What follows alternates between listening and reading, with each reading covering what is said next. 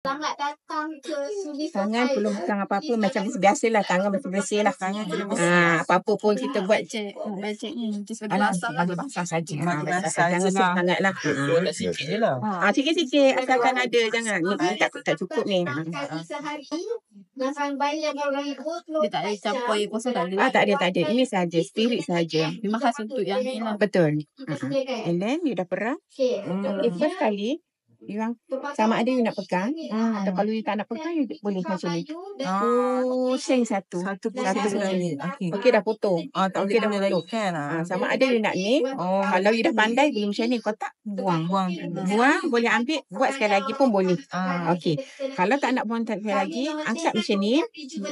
Ni, kita pusat satu. Buang. Ambil satu, dua. Bawah pula.